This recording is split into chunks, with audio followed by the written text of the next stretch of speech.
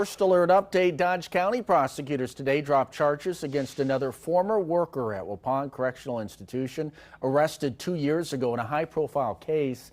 A judge dismissing charges against Tanner Leopold on a prosecutor's motion.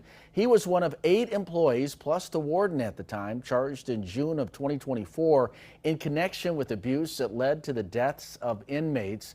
Just last week, a judge dismissed charges against another former worker, Gwendolyn Vick, after a bench trial. 3 of the people initially charged reached plea agreements. 4 have now had their charges dismissed, and cases involving 2 others are currently still in the court system.